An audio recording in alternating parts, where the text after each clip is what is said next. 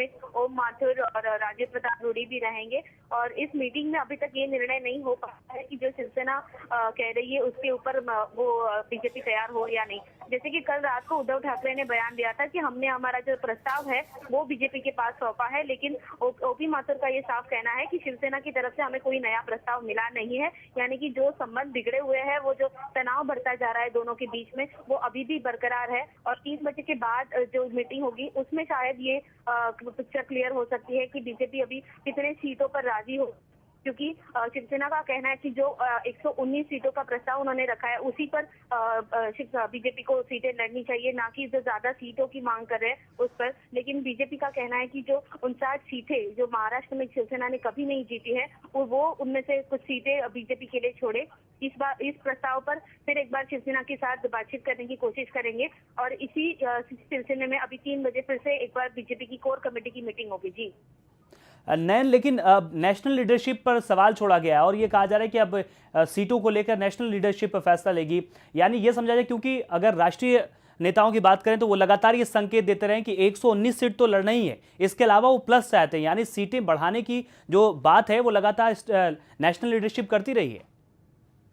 जी बिल्कुल, national leadership जो है बीजेपी की ओपी माथुर और राजीव प्रताप रूडी वो अभी भी मुंबई में है। पिछले 2-3 दिनों से वो मुंबई में है और लगातार बीजेपी की मीटिंग चल रही है। और उनका ये कहना है कि 119 सीटों की हमने सूची पहले से तैयार करके रखी है, लेकिन हम उससे ज्यादा सीटें मांग रहे हैं क्योंकि जो घटक दल है महायुति में उनको भी सीटें छोड़नी पड़ेगी। यानी कि शिवसेना और बीजेपी को खुद के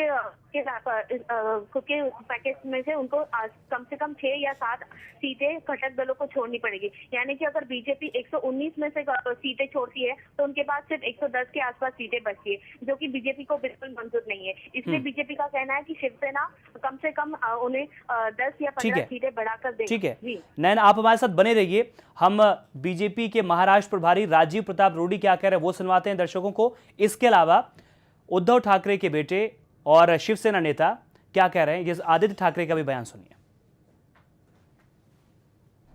हमने अपना प्रस्ताव दे दिया है, समझौता बात क्या हम जानना चाहेंगे सर? जैसे स्पष्ट होगा विषय हम आपको बता देंगे। जिस तरह से आरएसएस का पार्टी से लड़ाई हो रहा है सर, आप दोनों पार्टी में शिवसेना कोई लड़ाई नहीं, कुछ कहना सर? कोई लड़ाई नहीं। That keeps happening in any family. That's not an issue at all.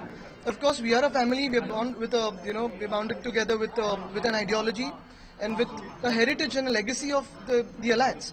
The point here is how do we take it forward, and that will be discussed between Uddhav ji and Om ji.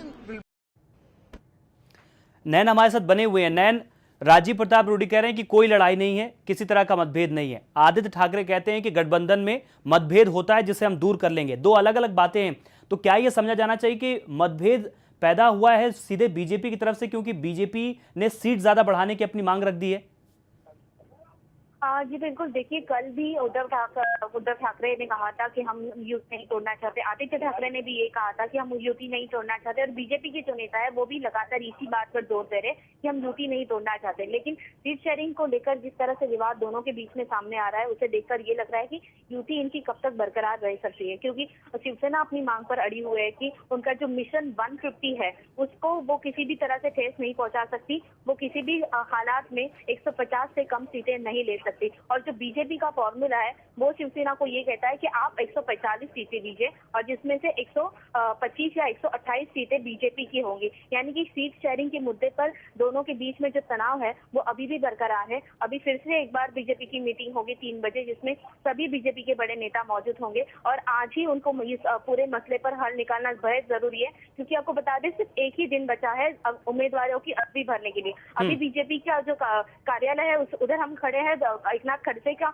जो घर है वहां पर कई सारे BJP के इच्छुक उम्मीदवार आ रहे हैं और वो बार बार यही मांग कर रहे हैं कि हमें जल्द से जल्द पता चले कि आखिर इनके अलायंस का क्या हो रहा है। क्योंकि जो जितने भी इच्छुक उम्मीदवार है काफी संभ्रम में है। अगर इनकी युति नहीं होती है तो उनको क्या करना है। प्रचार की शुरुआत नहीं हो रही है, हालात काफी बिगड़ते जा रहे हैं महायुति के बीच में। और साथ ही जो घटक दल है वो भी यहाँ पर आ रहे हैं और कैसे करके ये जो मसला है पूरा सीट शेयरिंग का वो जल्द से जल्द निपट जाए, इस पर सभी की निगाहें अभी टिकी हुई है। जी नैन, जो स्थानीय नेता हैं वो क्या सोच रहे हैं, क्योंकि पिछली बार बीजेपी ने कम सीट पर चुनाव लड़ा और शिवसेना से ज्यादा 46 सीट पर चुनाव जीत कर आई और शिवसेना से 44 सीट पर जीत कर आई थी। तो कहीं ना कहीं शिवसेना नेताओं में, उद्धव ठाकरे में ये डर है कि अगर सीट बीजेपी को ज्यादा दे दिया तो इनके विधायक ज्यादा आ गए तो मुख्यमंत्री इनके बन सकते हैं। ये डर भी कहीं ना कहीं वहां पर है।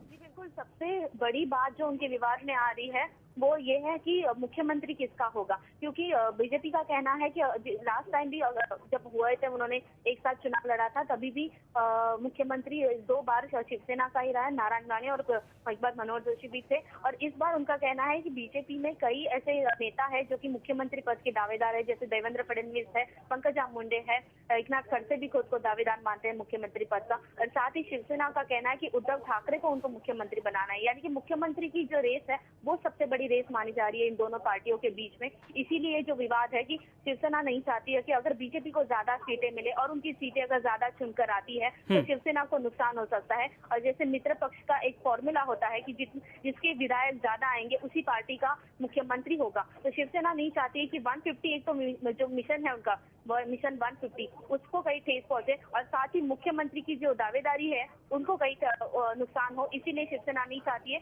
कि जो ज्यादा सीटों की मांग बीजेपी करिए उसे दे जाए। जैसे कि आपने पूछा स्थानीय जो नेता है वो क्या चाहते हैं, बीजेपी के स्थानीय नेताओं की अगर बात करें तो वो कहती है कि अगर शिवसेना नहीं मान रही है तो हमें अपने स्वाभिमान को कहीं ठेस नहीं पहुंचानी चाहिए और हमें अकेले लड़ने का भी निर्णय लेना चाहिए। जो इच्छुक उम्मीदवार है ये जो यहाँ पर बार बार बीजेपी कार्यालय में आ रहे हैं वो भी यही कर रहे हैं कि बीजेपी को जल्द से जल्द निर्णय लेकर नैन एकला चलो की बात काफी दिनों से आ रही है। अमित शाह हालांकि वो गए थे तो वो कार्यकर्ताओं से ये कहते हुए नजर आ रहे थे कि आप मुख्यमंत्री की बात में बारे के मत सोचिए, आप ये सोचिए कि बूथ पर कैसे जिताना है। लगातार कार्यकर्ताओं में जोश भरने की कोशिश कर रहे थे, लेकिन क्या कहीं ना कहीं ये रणनीति भी बीजेपी के जहन में चल रही है कि अकेले जाने की भी तैयारी हो सकती है और अकेले अगर जाते हैं तो क्या दूसरे जो छोटे दल हैं उसका भी साथ बीजेपी को मिल सकता है?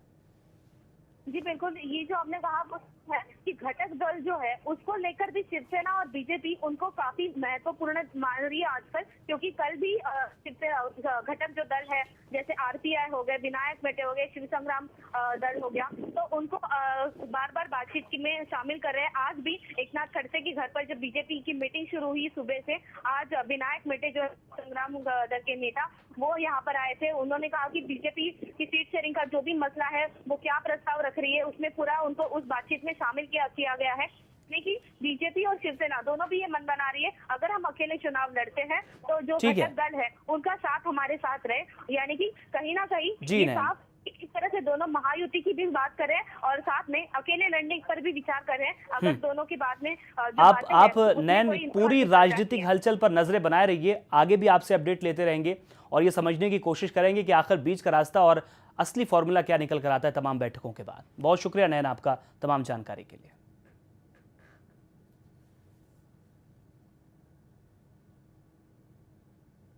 हमें कुछ कहना मुनासिब नहीं है, लेकिन उन दोनों को मशवरा दूंगा। मुख्यमंत्री पद के लिए आप लोग झगड़ा कर रहे हैं, एक ऐसी चीज के लिए आप झगड़ा कर रहे हैं जो आपको मिलने ही वाली नहीं है। मुख्यमंत्री तो तब बनेंगे जब आपकी मेजॉरिटी आएगी। महाराष्ट्र के लोग एक बार फिर कांग्रेस को सरकार बनाने का मौका देंगे। महाराष्ट्र के लोगों को कांग्रेस और एनसीपी के कुशासन से मुक्त कराएंगे और वहां पर भारतीय जनता पार्टी और शिवसेना की सरकार बनाएंगे।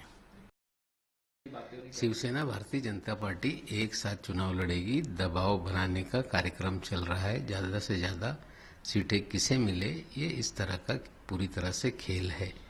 बीजेपी का इतिहास रहा है कि जब साथी कमजोर हो जाए तो उसके कंधे पर सवार होकर बीजेपी चलती है और साथी जब कमजोर होने लगता है तो छोड़कर अकेले चलती है। लेकिन आज महाराष्ट्र में सेना बीजेपी साथ में रहेंगे। हमें लगता है बीजेपी दबाव बना के ज्यादा सीटें लेना चाहती है। एनसीपी नेता साथी के कमजोर होने की बात कर रहे हैं, लेकिन एक ब्रेक के लिए हम रुक रहे हैं। ब्रेक के बाद आपको बताएंगे कैसे एनसीपी अपने बड़े सहयोगी कांग्रेस को कमजोर मान रही है और ज्यादा सीटें चाहती है। इस ब्रेक के बाद